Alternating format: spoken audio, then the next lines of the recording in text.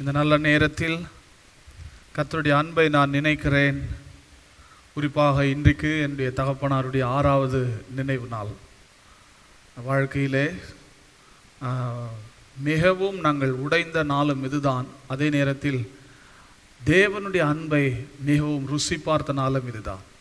6 வருஷங்கள் என் தகப்பன் என்னோடு கூட இல்லை என்று சொன்னாலும் பரம தகப்பனுக்கும் மேலானவர் எங்களோடு கூட இருந்து எங்களை நடத்தி கொண்டிருக்கிறார்.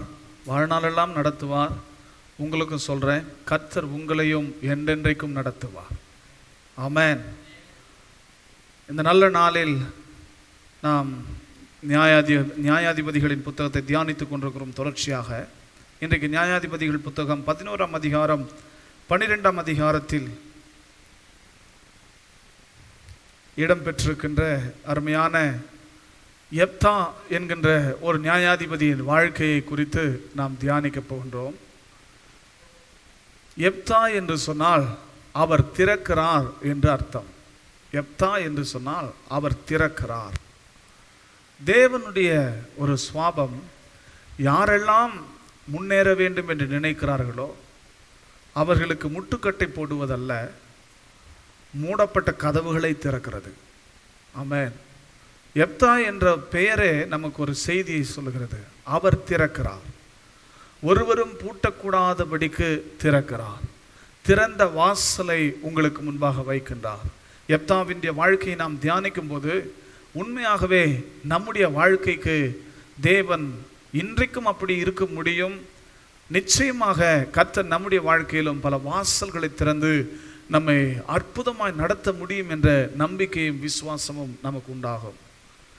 நாம் இந்த நாளில் தியானிக்க தெரிந்து கொண்ட வேத பகுதியை படிக்கலாம். நியாயாதிபதிகள் 11ஆம் அதிகாரத்துக்கு நேராய் திருப்பிக் கொள்ளலாம்.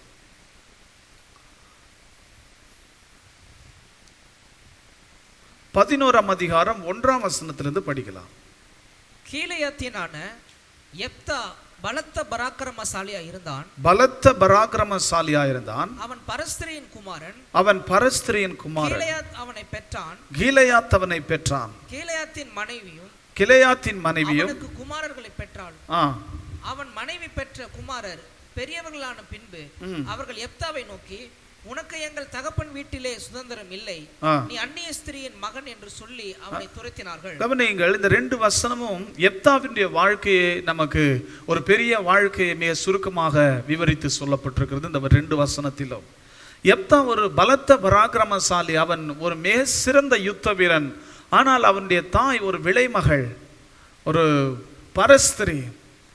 அப்படின்னு கேட்டிங்கன்னா இம்மாரல் உமன், ஒரு துன்மார்க்கமான பெண் பரஸ்திரி என்று சொன்னார். இந்த யெப்தா பரஸ்திரியின் மகன். இவனுடைய ஊர் கீலேயாத், மனாசே கோத்திரத்தை சேர்ந்த இந்த யெப்தா கீலேயாத்தில் வசிக்கிறான். இவனுடைய தகப்பனின் பேர் கிலேயாத். ஊர் பேரும் அப்பா பேரும் ரொம்ப சம்பந்தமுடையது போல இருக்கிறது. ஊர் பேர் கீலேயாத், அப்பா பேர் கிலேயாத்.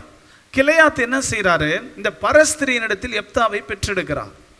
அதே நேரத்தில் கிலேயாத்துக்கு மனைவியும் இருந்தால், அந்த மனைவியும் உரிமையான மனையாளும் மகன்களையும் மகள்களையும் பெற்றெடுத்தான். இவன் பலத்த பராக்கிரமசாலியா இருந்தாலும் சரி, ஊர் உலகம் இவனுக்கு சூட்டுகின்ற பட்டம் வேசியின் மகன், ஒரு விலைமகளின் குமாரன்.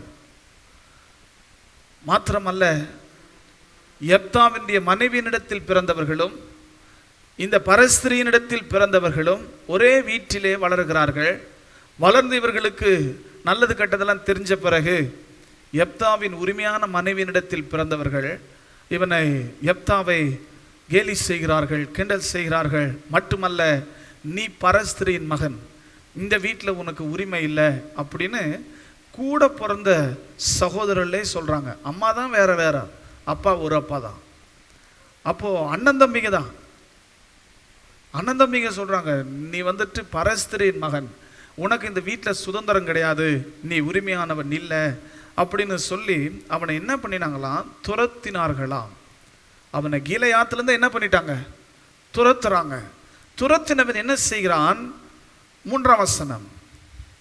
அப்பொழுது யெப்தா தன் சகோதரரை விட்டு ஓடி போய் தோப் தேசத்திலே குடியிருந்தான். வீணரான மனுஷர் எப்தாவோடு கூடிக்கொண்டு அவனோட கூட யுத்தத்திற்கு போவார்கள். சில நாளைக்கு பின்பு அம்மோன் புத்திரர் இஸ்ரவேலின் மேல் யுத்தம் பண்ணினார்கள். அவர்கள் இஸ்ரவேலின் மேல் யுத்தம் பண்ணும்போது கீலேயாத்தின் மூப்பர் எப்தாவை தோப் தேசத்திலிருந்து அழைத்து வர போய் எப்தாவை நோக்கி, நீ வந்து நாங்கள் அம்மோன் புத்திரரோடு யுத்தம் பண்ண எங்கள் சேனாதிபதியா இருக்க வேண்டும் என்றார்கள். அதற்கு எப்தா கீலேயாத்தின் மூப்பரை பார்த்து நீங்கள் அல்லவா என்னை பகைத்து தகப்பன் வீட்டிலிருந்து என்னை துரத்தினார்கள். அப்போ இந்த எப்தா சகோதரர்களால் துரத்தி அடிக்கப்பட்டவன் என்று நாம் இந்த 2ஆம் வாக்கியத்திலே கவனித்தோம். சகோதரர்களால் மாத்திரம் இவன் துரத்தி அடிக்கப்படல, அந்த ஊர் மூப்பர்களும் என்ன செஞ்சுக்கிறாங்க, கூட சேர்ந்து இவனை, அந்த ஊர்ல பெரிய மனுஷன்னு சொல்றவங்களும் இவனை ஒன்று சேர்ந்து துரத்தி இருக்கிறாங்க. எப்தாவே அதை அவங்ககிட்ட கேட்குறான், இப்போ ஏன் என்கிட்ட வந்தீங்க? உங்களுக்கு அம்மோனியர்கள் நிமித்த ஒரு ஆபத்துன்னு ஒன்று நான் உங்க கண்ணுக்கு தெரியுறேன்னா, நீங்கள் அல்லவா என்ன துரத்துனவங்க? அப்போ என்ன கேட்டீங்கன்னா நான் சொல்வேன், எப்தாவே அவன் சகோதரர்கள் மாத்திரம் துரத்துல, அந்த ஊரே வேசியின் மகன் சொல்லி விரட்டி இருக்கிறது. அந்த ஊர் பெரிய மனுஷெல்லாம் அவனை விரட்டி அடிச்சிருக்கிறான். அப்போ இந்த சூழ்நிலையில இவங்க எல்லாம் போறாங்க, நீங்கள் அல்லவா என்னை துரத்துனீங்கன்னு கேட்கிறாரு. சரி, இப்பொழுது உங்களுக்கு ஆபத்து நேரிடுகிற சமயத்தில் நீங்கள் என்னிடத்தில் ஏன் வருகிறீர்கள் என்றான். அதற்கு கீலேயாத்தின் மூப்பர் எப்தாவை நோக்கி, நீ எங்களுடனே கூட வந்து அம்மோன் புத்திரரோடு யுத்தம் பண்ணி கீலேயாத்தின் குடிகளாகிய எங்கள் அனைவர் மேலும் தலைவனாய் இருக்க வேண்டும், இதற்காக இப்பொழுது உன்னிடத்தில் வந்தோம் என்றார்கள். The reject who became a ruler, மறுதலிக்கப்பட்டவன், புறந்தள்ளப்பட்டவன் தலைவனாக மாறுகின்றான். அதுதான் எப்தாவின் கதையிலிருந்து நாம் படிக்கின்ற மிகப்பெரிய பாடம். எப்தா புறம்பாக்கப்பட்டவன், அவன் தள்ளப்பட்டவன். அவனுடைய சொந்த அண்ணன் தம்பியை அவனை என்னன்னு சொல்லி விரட்டி அடிக்கிறாங்க. உனக்கு இந்த வீட்டில் சுதந்திரம் இல்லை, நீ ஒரு விலை மகளின் மகன், உனக்கு இந்த வீட்டில் சுதந்திரம் இல்லை, ஓடுன்னு துரத்துறாங்க. எப்தா சொல்றாரு, மூப்பர்கள் இடத்துல சொல்றாரு, நீங்களும் தான் ஒன்று சேர்ந்து என்னை துரத்துனீங்க, ஊரை விட்டே இந்த ஊரில் வாழக்கூட, வீட்டில் வாழறதுக்கு தகுதி இல்லைன்னு அண்ணன் தம்பிங்க சொல்லிட்டாங்க, இந்த ஊரில் இருக்க எனக்கு தகுதி இல்லைன்னு சொல்லி நீங்கள் மூப்பர்களெல்லாம் சேர்ந்து ஊரை விட்டே என்னை ஒதுக்கி வச்சிங்க, விரட்டி அடிச்சிங்க. ஆனால் மனிதர்கள் இவனை துரத்தி அடிக்கலாம், கர்த்தர் இவனை தேடி செல்கிறார். ஆமென். தள்ளப்பட்ட எப்தாவை கர்த்தர் தலைவனாக மாற்றுகிறார். இன்றைக்கு உங்க வாழ்க்கையில ஆண்டவர் சொல்கின்ற மிகப்பெரிய நம்பிக்கையின் செய்தி, மிகப்பெரிய நம்பிக்கையின் செய்தி. உங்க வாழ்க்கையில நீங்க இன்றைக்கு மனிதர்களால் ஒதுக்கப்பட்டவர்களாக, தள்ளப்பட்டவர்களாக, அவன் எவ்வளோ மன உளைச்சல், எவ்வளோ மனவேதனை அனுபவிச்சிருப்பான். வேசியின் மகன் சொல்லி விரட்டி அடிக்கும்போது அத்தனை விதமான மன உளைச்சலோடு இன்னைக்கு இங்கே உட்கார்ந்து கொண்டிருக்கலாம், அல்லது கேட்டு கொண்டிருக்கலாம், தூரத்திலிருந்தோ சமீபத்திலிருந்தோ. ஆனால் மனிதர்கள் நம்மை துரத்தினாலும் தேவன் நம்மை தேடி வருவார் என்கிறத மறந்துடாதீங்க. மனிதர்களால் நாம் தள்ளப்பட்டாலும் தேவன் நம்மை தலைவனாய் மாற்றுவார் என்கிறதுல உங்களுக்கு சந்தேகம் வேண்டாம். யோசித்து பார்த்தீங்கன்னா, எப்தா ஒன்றும் பெரிய ஒரு அவங்க கூட வாக்குவாதம் பண்ணதா எங்கேயுமே, அவன் துரத்தி அடிக்கப்படும் போது எப்தா அவங்க கூட வாக்குவாதம் பண்ணுறதுக்கு அவனுக்கு உரிமை இருக்கிறது. அவன் தகப்பன் வீட்டில் உரிமை இல்லைன்னு சொல்லியிருந்தா எப்தா எதிர்த்து நின்று கேள்வி கேட்கறது ரைட் இருக்கு. ஏன்னா அம்மா தான் வேற, கிளையாத்தானே உனக்கு எனக்காப்பா, அப்போ உனக்கு இருக்கிற உரிமை எனக்கு இருக்குன்னு நின்று வாக்குவாதம் பண்ணுறதுக்கான வாய்ப்பு இருக்குது. ஆனால் எப்தா வாக்குவாதம் பண்ணல. எப்தா சண்டை பிடிக்கல, தன் உரிமையை நிலைநாட்டலை. அவன் கோழை கிடையாது, பராக்கிரமசாலி தான். என்றாலும் பாரத்தை கடவுள் மேலே போட்டு ஓடி போயிட்டான். காலங்கள் சமயங்கள் வந்தது, யாரெல்லாம் அவனை துரத்துனாங்களோ அவங்களே அவனை தேடிக்கின்னு வராங்க. இப்படி ஒரு காலம் உங்கள் வாழ்க்கையிலையும் வரும். யாரெல்லாம் உங்களை தள்ளினாங்களோ, யாரெல்லாம் உங்களை துரத்தி அடித்தாங்களோ, யாரெல்லாம் உங்களை இடித்து பழித்து பேசினாங்களோ அவங்கெல்லாம் ஒரு நாள் உன்னிடத்தில் வர வைப்பார் கர்த்தர். காலங்கள் கர்த்தருடைய கரத்தில் இருக்கிறது. அவர் எப்படி வேணாலும் பூமியிலே காரியங்களை செய்ய முடியும். ஆனால் ஒன்று நான் சொல்கிறேன், கர்த்தர் யார் பக்கத்தில் தெரியுமா நிற்பார்? மறுதலிக்கிறவன் பக்கம் கிடையாது, மறுதலிக்கப்பட்டவன் பக்கம் தான் நிற்பார். கர்த்தர் யார் பக்கம் நிற்பார் தெரியுங்களா? தள்ளுகிறவனின் பக்கம் அல்ல, தள்ளப்பட்டவனின் பக்கம் தான் நிற்பார். இந்த உலகத்துக்கு ஆண்டவர் வந்தது பாவிகளை தேடிதான் வந்தார்.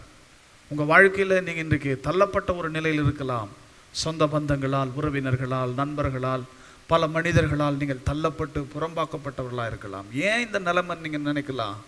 ஆனால் ஒன்று சொல்கிறேன், இந்த reject to become a ruler அப்படின்ற ஒரு ஹிஸ்ட்ரி எப்தாவுக்கு எழுதப்பட்டுச்சுன்னா உங்களுக்கும் எழுதப்படும். எப்தாவின் தேவன் என்னுடைய தேவனாக இருக்கிறார். ஆமென். அப்போ ஒரு நாளும் சோர்ந்து போகாதீங்க. மனிதர்கள் நம்மை தள்ளும் போது, மனிதர்கள் நம்மை புறம்பாக்கும் போது, மனிதர்கள் நம்மை மறுதளிக்கும் போது, ஐயோ என்னை இப்படி மறுதளிச்சிட்டாங்களே, உணர்வு பூர்வமாக நம்ம பாதிக்கப்படுறோம். சென்டிமெண்ட்டாக என்னடா இது அப்படின்ற மாதிரி யோசிக்கிறோம்.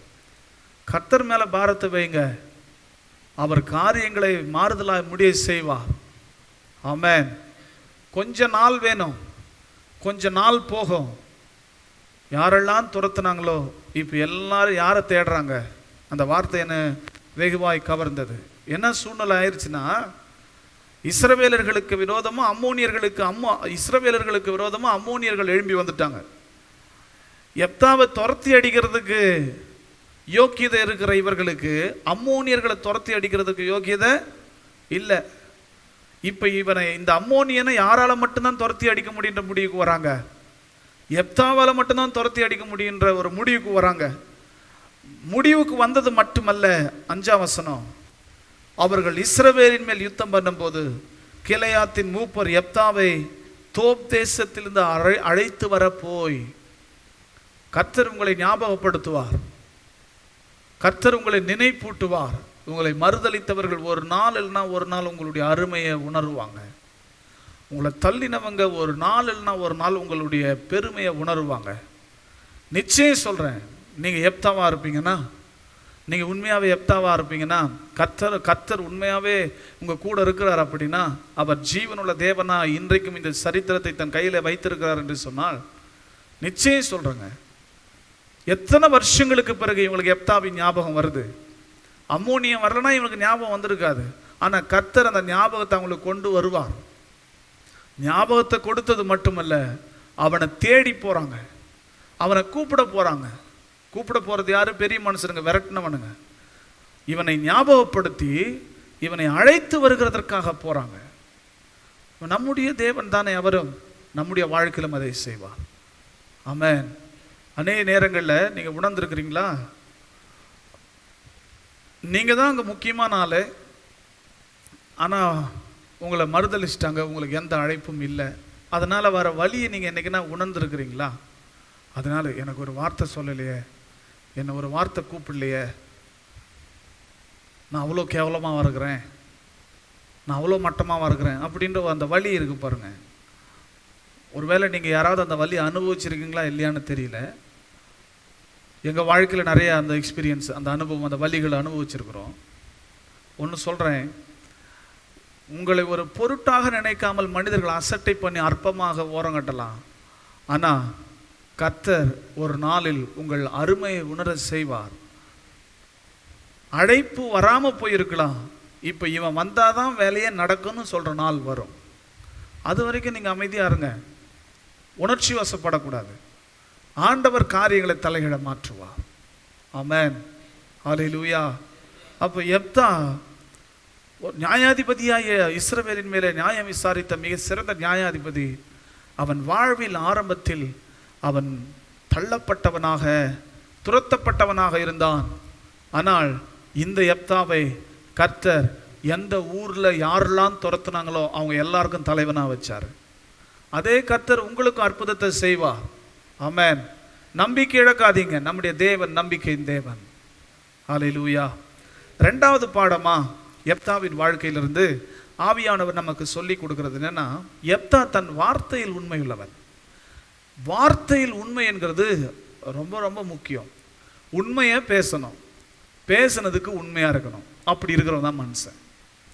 அநேக நேரங்களில் மனிதர்கள் உண்மையும் பேச மாட்டேன்றாங்க, பேசுனதுக்கு உண்மையாகவும் இருக்க மாட்டேன்றாங்க. நீங்கள் என்ன பாருங்களேன், ஒரு சகோதரன் எங்கேயா போகிறீங்க, எங்கேயோ போகிறோன்னு தவறுதலாக சொல்கிறாரு. இல்லை நீங்கள் அங்கே போகல, அங்கே போகிறதா கேள்விப்பட்டேன். ஆமாம் ஆமாம், என் பழக்க தோஷத்தில் யாரு கேட்டாலும் பொய் தான் வருது. வாயை திறந்தாவே நமக்கு பொய் மட்டுமல்ல, வாயை திறந்தா பொய், பேச்சில் மட்டும் உண்மை இல்லை, பேசுனதுக்கு நம்ம என்ன பண்ண மாட்டேன்றோம், உண்மையாக இருக்க மாட்டேன்றோம். இதை செய்கிறேன்னு சொன்னால் என்ன பண்ணணும், நம்ம செய்யணும். இதை இதை இதை நான் முடிச்சு தரேன் அப்படின்னா அதை முடிச்சு தரணும். இதை செஞ்சு தரேன்னா அதை செஞ்சு தரணும். நான் பார்த்துக்கிறேன் அப்படின்னா பார்த்துக்கணும். ஆனால் இது மனிதனுக்கு அழகல்ல. நமக்கு எப்போ மரியாதை வரும்னா, நம் வார்த்தைகள் வேல்யூபுளாக இருக்கும்போது தான் நமக்கு மரியாதை வரும். நம்முடைய வார்த்தைகள் விலை மதிப்புள்ளவைகளாக இருக்கும்போது தான் நாம் விலை மதிப்புள்ளவர்களாக இருப்போம். நாம் மதிப்பில்லாதவைகளை பேசுவோம் என்று சொன்னால் நமக்கும் மதிப்பு இருக்காது. அப்போ மதிப்பில்லாதவைகளை எது? பொய், அது மதிப்பில்லாதது. அதை நம்ம ஒரு நாளும் பேசக்கூடாது. அதே நேரத்தில் பேசினதுக்கும் எத்தனை கஷ்டம் நஷ்டம் வந்தாலும் நம்ம கரெக்டாக அதில் உண்மையாக இருக்கணும். ஒன்றத்தை சொன்னோம் அப்படின்னா அதில் சரியாக இருந்துக்கணும். அதில் இருந்து நம்ம மாறக்கூடாது. ஏன்னா உலகத்திலே சொல்லுவாங்க, ஒருவனுடைய வார்த்தைக்கு கிடைக்கிற மரியாதை தான் அவனுக்கு கிடைக்கிற மரியாதை. அவன் வார்த்தைக்கு மரியாதை இல்லைன்னா அவனுக்கும் மரியாதை இல்லை அப்படின்றது தான் உலகத்தில் சொல்லுவாங்க. அப்போ வேதமும் அதை ரொம்ப தெளிவாக சொல்லுது. உன் வார்த்தையினாலே நீ பாவி என்றும் நீதிமான் என்று தீர்க்கப்படுவாய். அப்போ நம்முடைய வார்த்தை ரொம்ப முக்கியம். எப்தாவை பார்த்தீங்கன்னா அவருடைய வார்த்தையில் அவர் ரொம்ப உண்மையாக இருந்தார். வார்த்தையில் ரொம்ப ரொம்ப உண்மையாக இருந்தார். எப்படின்னு கேட்டிங்கன்னா, எப்தாவை எல்லாரும் கூப்பிடுறாங்க, வாங்க அம்மோனியர்கள் எங்களுக்கு விரோதமாக வந்துட்டாங்க, எங்களால் அவங்கள மேற்கொள்ள முடியல, எனக்காக யுத்தம் பண்ண எப்தா அப்படின்னு எப்தாவை எல்லாரும் வந்து கூப்பிடுறாங்க. எப்தாவை என்ன செய்கிறாரு? ஒரு கட்டத்தில் நான் வரேன்னு சொல்லிட்டு போகிறாரு. போகும்போது யுத்தத்துக்கு போகும்போது கீலேயாத்துக்கு போயிட்டாரு. போகும்போது ஒரு பொருத்தனை செய்கிறாரு. இந்த அம்மோனியர்களை என் கையில் நீங்கள் ஒப்பு கொடுத்தீங்கன்னா, நான் ஜெயம் பெற்று வீட்டுக்கு வரும்போது என் வீட்டு வாசலிருந்து எது முதல்ல எனக்கு எதிரே புறப்பட்டு வருதோ அதை நான் உமக்கு தகன பலி செலுத்துகிறேன், அதை தகன வெட்டி பலி கொடுக்குறேன், அதை பலி கொடுத்து கொளுத்துறேன் அப்படின்னு சொல்லி ஒரு பொருத்தனை ஒரு வார்த்தையை விட்டுட்டார். சபதம் எடுத்துட்டார் ஆண்டவர்கிட்ட. இப்போ எப்தா யுத்தத்துக்கு போறாரு. ஜெயிச்சிருப்பாரா? ஜெயிச்சிருக்க மாட்டாரா? ஜெயிச்சிட்டாரு. யுத்தத்தில் ஜெயிச்சிட்டாரு. ஜெயிச்சுட்டு ரொம்ப சந்தோஷமா நடன களிப்போடு சத்துருவை வென்ற அந்த மகிழ்ச்சியோடு எப்தான் வீட்டுக்கு வராரு. வீட்டு வாசல்ல இருந்து அவளுடைய ஒரே மகள் வீட்டு வாசல்ல இருந்து வெளியே வரா. இதை பார்த்த உடனே எப்தாவால ஒண்ணுமே முடியல. நியாயாதிபதிகள் 11ஆம் அதிகாரம் 35ஆம் வசனத்தை படிங்கள. அவன் அவளை கண்ட உடனே 34ஆம் வசனத்துல இருந்து படிங்க. எப்தா மிஸ்பாவில் இருக்கிற தன் வீட்டுக்கு வருகிற போது இதோ அவன் குமாரத்தி தம்புரு வாசித்து நடனம் செய்து அவனுக்கு எதிர்கொண்டு வந்தாள். அவள் அவனுக்கு ஒரே பிள்ளையானவள். அவளை அல்லாமல் அவனுக்கு குமாரனும் இல்லை, குமாரத்தியும் இல்லை. கவனிங்க, எப்தாவுக்கு ஒரே ஒரு மகதான் இருந்தா. அவளை அல்லாம எப்தாவுக்கு வேறொரு பிள்ளையே இல்லை, குமாரனும் இல்லை, குமாரத்தியும் இல்லை. இவ என்ன செய்யறா? யுத்தத்துக்கு போனா அப்பா செத்து மடிஞ்சிட்டு இருந்தா தோத்து போயிட்டாருன்னு அர்த்தம். வீட்டுக்கு வரல அப்படின்னா அவர் வீட்டுக்கு ரொம்ப சந்தோஷமா வர்றது இவ பார்த்தோன்னே இவளுக்கு ரொம்ப சந்தோஷமாயிடுச்சு. அப்பா யுத்தத்துல ஜெயிச்சிட்டாரு, நம்ம தள்ளப்பட்ட ஊர்ல இன்னைக்கு நம்ம யாரா இருக்க போறோம்? தலைவனா இருக்க போறோம், எங்க அப்பா தலைவரா இருக்க போறோம். ரொம்ப சந்தோஷத்துல அவ தம்பூர் வாசித்து நடனமாடி வரா. அப்போ வேறொரு பிள்ளை இல்லை. எப்தா செஞ்ச பொருத்தனை என்ன? நான் யுத்தத்துக்கு போயிட்டு ஜெயிச்சுட்டு வரும்போது எது எனக்கு முன்ன வருதோ அதை நான் என்ன பண்ணுவேன்? பலியிடுவேன். அதுதான் அவர் செஞ்ச பொருத்தனை. இப்போ எதிர வர்றது யாரு? தன்னுடைய ஒரே ஒரு பொண்ணு. நம்மளா இருந்தா என்ன பண்ணியிருப்போம்? சொல்லட்டுங்களா? முதல்ல பொருத்தனையே மறந்துட்டு இருப்போம். அப்படி ஒரு சபதம் எடுத்துன்றதையே மறந்துட்டு இருப்போம். ரெண்டாவது பொருத்தனையில் கொஞ்சம் அட்ஜஸ்ட் பண்ணிட்டு இருப்போம். என்ன அட்ஜஸ்ட்? ஆண்டவரே என் மக வரா, ஒரே மக, அவரெல்லாம் வெட்டி பலி கொடுக்க முடியாது, ஒரு ஆட்டை இல்லை 2 ஆடா சேர்த்து உங்களுக்கு பலியிடுறேன் அப்படின்னு சொல்லி ஆண்டவர்கிட்ட சமரச பேச்சுவார்த்தைக்கு போயிருக்க மாட்டோமா? ஆமாம், என்ன பண்ணிட்டு போகிறார் ஆண்டவர் பண்ணட்டும் அப்படின்னு. ஆனால் எப்தா அப்படிலாம் செய்யலை. அவன் என்ன செய்கிறான்? 35ஆம் வசனத்தில் அவன் அவளை கண்ட உடனே வஸ்திரங்களை எல்லாம் கிழித்து கொண்டு ஐயோ ஐயோ என் மகளே மிகவும் மனமடிவும் கலங்கவும் பண்ணுகிறாய். நான் கர்த்தரை நோக்கி என் வாயை திறந்து சொல்லிவிட்டேன், அதை நான் மாற்றக்கூடாது என்றான். கர்த்தரை நோக்கி என் வாயை திறந்து நான் சொல்லிட்டேன், அதை மாற்றக்கூடாது மகளே. எவ்வளோ ஒரு உண்மையானவன் பாருங்க. ஆண்டவர் நோக்கி வாயை திறந்து சொல்லிட்டோம். ஒரு சகோதரி என்கிட்ட சொன்னாங்க, ஆண்டவர் எனக்கு பரிபூர்ணமான சுகத்தை இந்த வியாதியிலிருந்து கொடுத்தா என் நகையெல்லாம் கழட்டி காணிக்கை கொடுத்துட்றேன் அப்படின்ற மாதிரி நான் பொருத்தனை பண்ணிட்டேன். நான் சொன்னேன், உங்கள் வீட்டுக்கார்ட்ட சொல்லிட்டீங்களா பொருத்தனையே? சொல்லிட்டேன், அவரும் கொடுத்துட்டு சொல்லிட்டாரியா. என்ன நகருதுனா பிரயோஜனம், உயிர் இருந்தால் போதையா. சரிங்க, ரொம்ப சந்தோஷம், உங்கள் விருப்பம். நான் அப்படி ஒரு பொருத்தனை இது வரைக்கும் யாரையும் பண்ண சொன்னதில்லை, பண்ணுங்கன்னு உற்சாகப்படுத்தினதும் இல்லை. அவங்களாம் அதை சொல்லிக்கினாங்க, சரி அப்படின்னு சொல்லிட்டு விட்டுட்டேன். ஆண்டவர் சுகம் கொடுத்துட்டார். இந்த சகோதரி பார்த்தா ஒரு நாள் சபைக்கு நகையெல்லாம் கழட்டிட்டு சிபிஎம் ஸ்டைலில் வந்து உட்காந்துருக்குறாங்க. ஒரு வாரம் வந்தாங்க, 2 வாரம் வந்தாங்க, 3ஆவது வாரம் நானே கேட்டேன், என்ன அங்கே எது பொருத்தனை பண்ணிங்க போல் இருக்குது அப்படின்னு. பண்ணையா, நகையெல்லாம் எடுத்துறன்னு பொருத்தனை பண்ணேன். நகையெல்லாம் எடுத்துறன்னு பொருத்தனை பண்ணையா. அதுக்கப்புறம் எடுத்த நகை என்ன பண்ணுவேன்னு சொன்னேன். எடுத்த நகை நான் ஒன்றும் பண்ண போகிறதில்ல, வீட்டில் வச்சுன்னுக்கிறேன்யா. யோசித்து பாருங்க, நம்ம நேற்று ஒரு மாதிரி பேசுகிறோம், இன்றைக்கி ஒரு மாதிரி பேசுகிறோம். உன் நகை எனக்கு வேணாம். ஆண்டவர் பசியாக இருக்கிறாரா, இல்லை அவருடைய ஊழியம் யாசகம் கேட்டு நடத்தணுன்ற ஒரு அவசியம் இருக்குதா? ஒன்றும் கிடையாது. ஆனால் நம்ம என்ன செய்கிறோன்னா, நிறைய நேரத்தில் நம்ம என்ன சொன்னோமோ அதிலேருந்து நம்மளே பின்வாங்கிடுறோம். ஆனால் எத்தான் சொல்கிறாங்க பாருங்க, நான் ஆண்டவருக்கு முன்னாடி சொல்லிட்டேன், அதை நான் மாற்றக்கூடாது. ஐயோ மகளேன்னு தலையில் அடிச்சுக்கின்னு அவன் வஸ்திரத்தை கிழிச்சு அலறி அழறான். நான் இப்படி ஒரு பொருத்தனை பண்ணிட்டேனே, நீ எனக்கு எதிரில் வரையே, நான் எப்படி என் கையால் உன கொல்லுவேன், அவன் கதறி அழறான். யோசித்து பாருங்க அந்த சூழ்நிலை. ஒரு அப்பன், ஒரு தகப்பனுடைய பாசம், ஒரே மக எவ்வளோ ஆசையாக பாசமாக வளர்த்துருப்பாரு. ஆனால் எப்தா தன்னுடைய வார்த்தையை மாற்றி கொள்ளவே இல்லை. 39ஆம் வசனத்தை படிச்சிங்கன்னா அங்கே சொல்கிறாரு, 2 மாதம் முடிந்த பின்பு தகப்பனிடத்துக்கு திரும்பி வந்தாள். அப்பொழுது அவன் பண்ணி இருந்த தன் பொருத்தனையின்படி அவளுக்கு செய்தான். அவள் புருஷனை அறியாதிருந்தாள். அவள் கல்யாணம் ஆகாதவ. எப்தா என்ன பொருத்தனை பண்ணாரோ அந்த பொருத்தனைய அவ வாழ்க்கையில அப்படியே நிறைவேற்றினார். 2 மாசம் கழிச்சு அவளை பிடிச்சி வெட்டி கர்த்தருக்கு தகன பலி கொடுத்தார். ஆண்டவர் அதை செய்ய எப்தான்னு சொல்லல, கர்த்தர் சொன்னாரா செய்யுன்னு. நிறைய பேர் இதை வச்சு என்ன சொல்றாங்கன்னா, உங்க கர்த்தர் பாருங்க எவ்வளோ ஒரு கொடூரமான கர்த்தர் அப்படின்னு. கர்த்தர் அதை கேட்கவே இல்லை.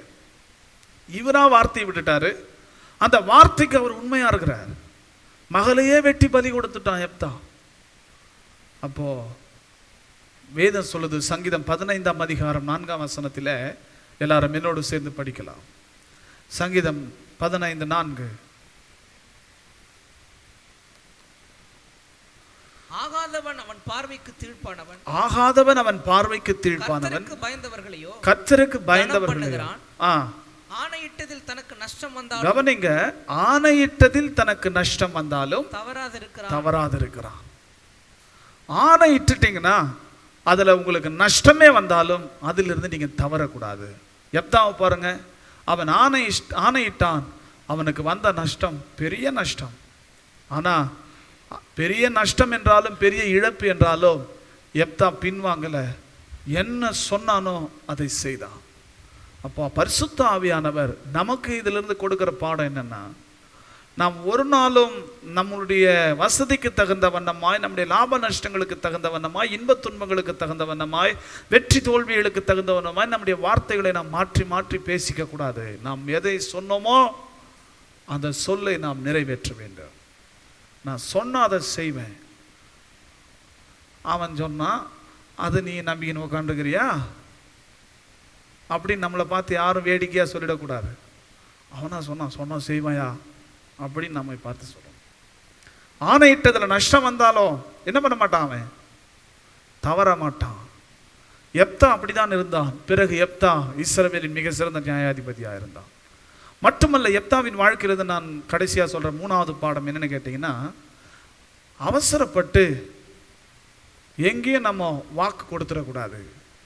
வாக்கு கொடுக்கறதுக்கு முன்ன யோசித்து நிதானித்து நிதானமாக தான் நாம் வாக்கு கொடுக்க வேண்டும், சபதம் ஏற்க வேண்டும்.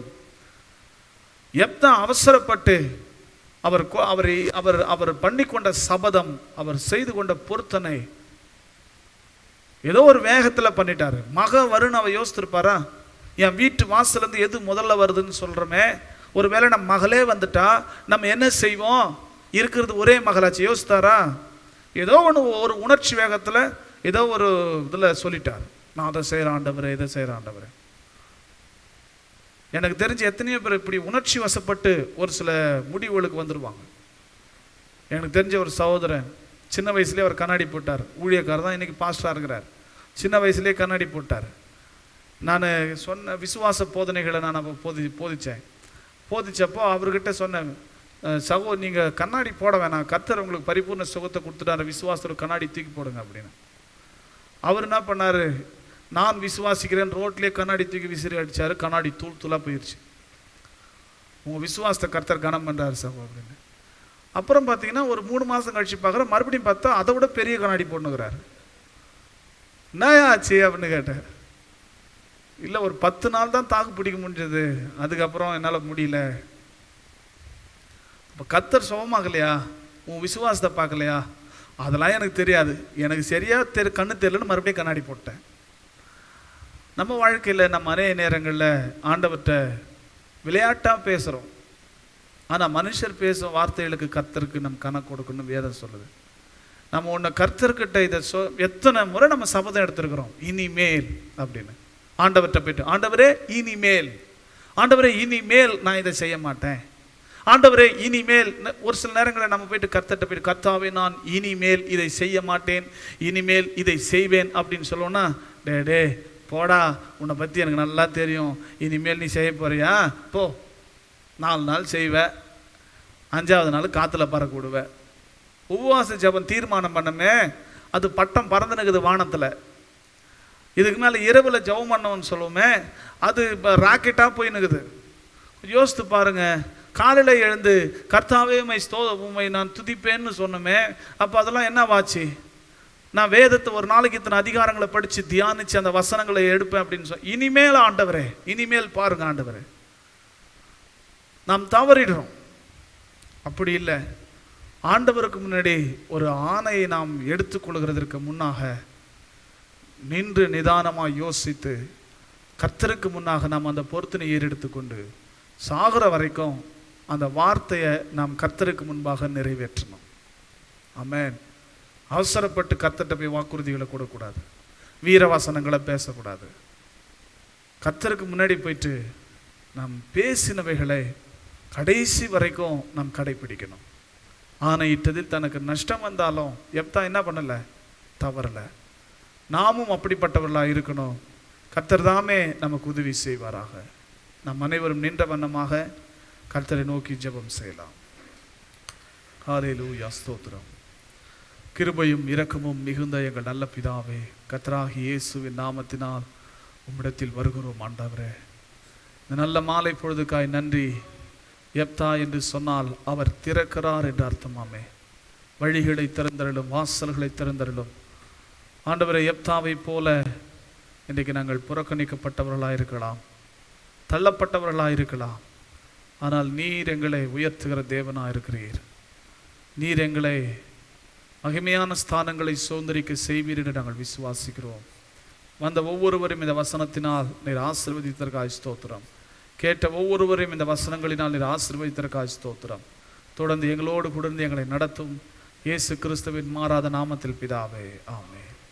யாவரும் சேர்ந்து சொல்வோம், என் ஆத்துமாவே கர்த்தரை ஸ்தோத்திரி, என் முழு உள்ளமே பரிசுத்த நாமத்தை ஸ்தோத்திரி, என் ஆத்துமாவே கர்த்தரை ஸ்தோத்திரி, கர்த்தர் செய்த சகல உபகாரங்களை மறவாதே, ஆமென்.